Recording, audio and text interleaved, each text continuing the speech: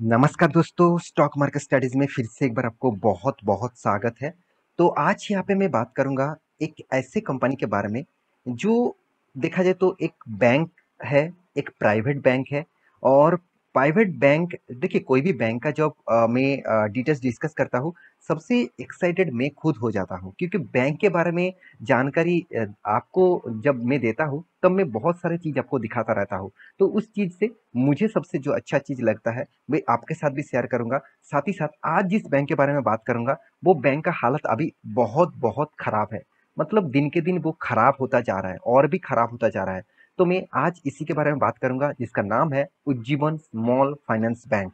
तो Ujjivan small finance bank के ऊपर बहुत सारे दोस्तों के निवेश है। मैं जब कमेंट पढ़ता हूँ तब मुझे पता चलता है कि इतने सारे दोस्तों के पास इस कंपनी के ऊपर निवेश है।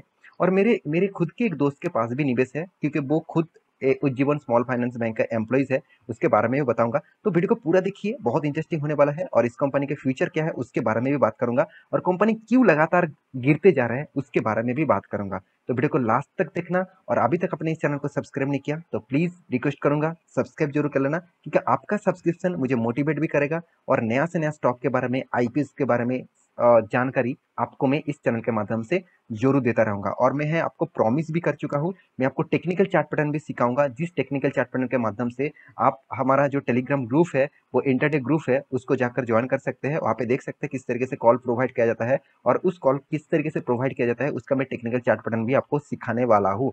तो वीडियो को लास्ट तक देखना, बहुत इंटरेस्टिंग होने वाला है। तो सबसे पहले मैं कंपनी के नाम आपको मैं बता चुका हूँ, कंपनी का नाम है उज्जीवन स्मॉल फाइनेंस बैंक। तो इस बैंक का खासियत क्या है और इस बैंक का वीक पॉइंट्स क्या है, चलो वो सबसे पहले समझ लेते हैं। तो आप देखेंगे तो कंपनी, जितने सारे बैंक्स आप देखेंगे, तो अभी कंपनी के क्या किया, कंपनी सबसे ज़्यादा इंटरेस्ट पे क्या कौन करता है, आप देखेंगे तो सबसे ज़्यादा इंटरेस्ट पे मुझे जो देखने को मिला वो है Ujjivan small finance bank. Interest मतलब, मान के चलिए आपके पास यहाँ पे मैं एक बार आपको लिखना चाहता हूँ यहाँ पे।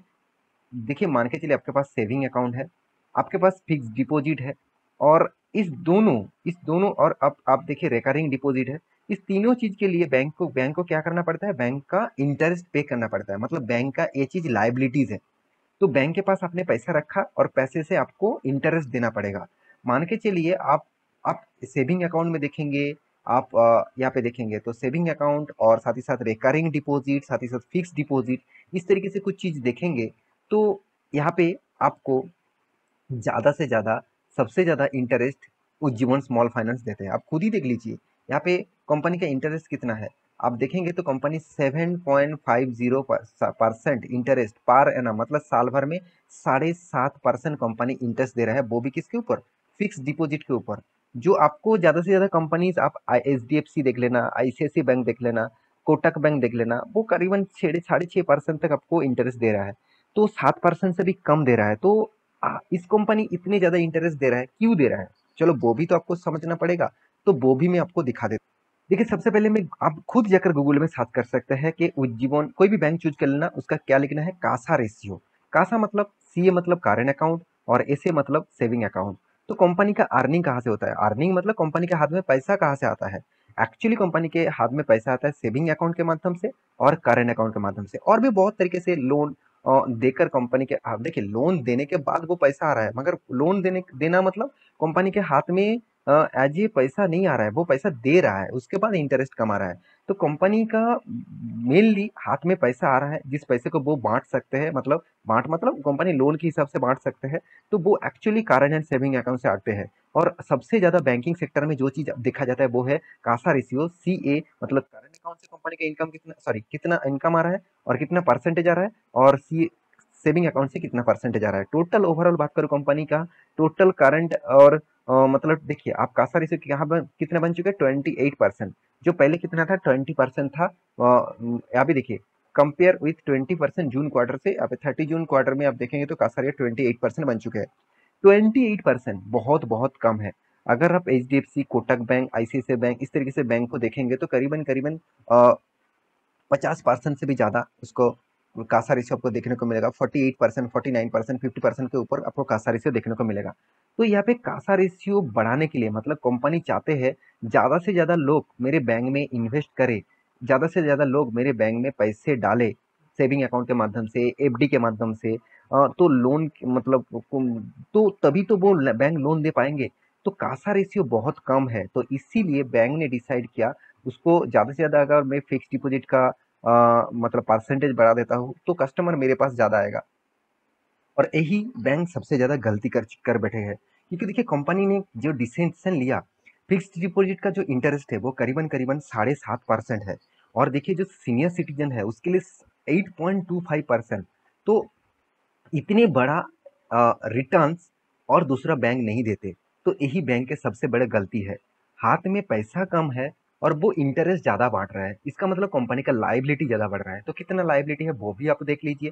कंपनी का एक रेशियोज़ आपको मैं दिखा दूँ तो कंपनी का लायबिलिटी दिखेगा 6.58%, बहुत बड़ा लायबिलिटी है। आपको लग रहा है कि सर 6.5% इसी यही तो है, छोटा-सा लायबिलिटी है। देखिए 100 रुपीज में 6% आपको बहुत कम, 6.5% आपको बहुत कम लग रहा है। मगर जब लोन के हिसाब से देखेंगे ना, जब करोड़ों में लोन होगा ना, तब 6% आपको बहुत ज्यादा करोड़ों में दिखेगा। तो वो बहुत बड़ा होते हैं। अगर आप सेम टू सेम इसका कंपटीटर देखेंगे तो आप HDFC कोटक बैंक देखेंगे तो 3.5%, 4% तक आपको लाइबिलिटी दिखेगा। यहाँ पे 0.5% भी बहुत बड़ा होते हैं। तो यहाँ पे तो 6.58% मुझे बहुत ज्यादा लगा। और सबसे ज्यादा देखिए सीआर परसेंट मतलब कैपिटल एडुकेशन रेशियो, वो भी 26.44% है। चलो ये अच्छी बात है क्योंकि 9% के ऊपर होना चाहिए। मतलब कैपिटल एडुकेशन रेशियो क्या होते हैं, मान के चलिए बैंकिंग के पास हाथ में कितना पैसा है, वो जितने सारे लोन बांट रहे हैं, लोगों को लोन दे रहा है, कॉर्पोरेट को लोन दे रहा है, तो उस लोन देने के बाद हाथ में कितना पैसा है, कल जाकर बैंक में कुछ गड़बड़ी हो, लोन गड़बड़ी में हो, वो तो कस्टमर को जो पैसा लिया है वो पैसा वो देना पड़ेगा ना। तो इसलिए हाथ में कितना पैसा है और रिजर्व में बैंक में कितना पैसा रखे हुए हैं, तो उसको कैपिटल एडिक्वेसी रेशियो बोला जाता है। तो ये अच्छी लेवल में है, 9% के ऊपर होना चाहिए था आरबीआई के गाइडलाइंस के हिसाब से।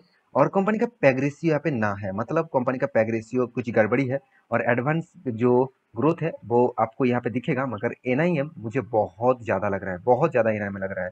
और यहाँ पे देखिए नेट एनपीए मतलब जो एनपीए है वो यहाँ पे अच्छी खासा मेंटेन हो रहा है, अच्छी बात है। क्योंकि एनआईएम जितना बढ़ेगा, बीच में तो करीबन 3% तक बढ़ गया था, अभी वो उसको कंट्रोल में लेके आया, वो बहुत अच्छी बात है। क्योंकि मार्केट में लोन बांटना कोई आम बात नहीं है। आपके हाथ में अगर 100 करोड़ रुपये दे देते तो आपको बोलेंगे कि चलो इसमें आपको पैसा बच मतलब रखना भी है कुछ, और बाकी सारे दूसरों को लोन दे के पैसा उठाना है। तो आपको तो किसी को भी लोन दे देंगे, ना जानकारी लेकर, ना पूछ कर, ना कुछ डेटा लेकर आपने लोन बांटेंगे, और बाद में देखेंगे तो वो लोन डिफॉल्ट हो गया, तो आप तो बर्बाद हो जाएगा, क्योंकि आपको एनपीए बढ़ जाएगा। क्योंकि नॉन परफॉर्मिंग एसेट मतलब जो एसेट आपका परफॉर्मेंस नहीं कर रहा है, जो लोन आपने बांटे हैं वो आपके लिए एसेट है, जो लोन आपने लिए है मतलब जो कस्टमर से आपसे पैसे लिए हैं वो आपके लिए लायबिलिटीज है। तो लायबिलिटी बढ़ जाना और एसेट कम हो जाना, ये बहुत बड़ा बैंकिंग के लिए प्रेशर क्रिएट हो चुके हैं। तो इसीलिए इस बैंक के ऊपर इतना ज्यादा प्रेशर है, क्योंकि इसका लोन बढ़ रहा है और बीच बीच में इसका एनपीए भी बढ़ रहा है। तो ये एक पॉइंट्स है जो आपको हमेशा देखना चाहिए। मेरे एक दोस्त है जो मतलब उज्जीवल स्मॉल फाइनेंस बैंक में काम करते हैं, वो मुझे बहुत बार बोलते हैं, देख मेरे पास जब कंपनी लिस्टिंग हुआ था, कंपनी ने मुझे शेयर खरीदने के बोला, तो मैं खरीद लिया। तो आज मैं तो पूरा बर्बाद हो चुका हूँ, क्योंकि मुझे बहुत ज्यादा लॉसेस चल रहा है। क्योंकि जब से कंपनी स्टार्ट हुआ तब इसका प्राइस रेंज करीबन 50-60 रुपीज के आसपास था। आज कितना, आज 20 रुपया हो चुके हैं। मतलब 3 गुना कंपनी आपका लॉसेस दे रहा है, 3 गुना। तो कितने बड़ा लॉसेस आप सोच सकते हैं। तो इतने बड़े जब से स्टार्ट हुआ तब से गिरावट है, कंपनी रिकवरी करने का कोशिश तो करा, यहाँ पे भी किया, यहाँ पे भी किया, 200 डेज को तोड़ने के लिए यहाँ पे भी फिर से एक बार तोड़ने की कोशिश कर रहे हैं। मगर मेरे हिसाब से इस कंपनी तोड़ेंगे कब वो तो फ्यूचर में आपको पता चलेगा। मगर मेरे हिसाब से इस कंपनी के ऊपर आपको फोकस जरूर रखना चाहिए। मगर अभी इन्वेस्ट करने के लिए बिल्कुल क्रॉस है, बिल्कुल। मैं खुद के ओपिनियन बता रहा हूँ, आपका ओपिनियन अलग हो सकता है। आप निवेश करके रखे हैं तो आप कहेंगे सर मैं तो बहुत पहले से निवेश करके रखा हूँ, आप क्या करूँ। देखिए मैं मेरे खुद के ओपिनियन को बता रहा हूँ। अगर आपके कंपनी के ऊपर भरोसा है तो आप रहिए।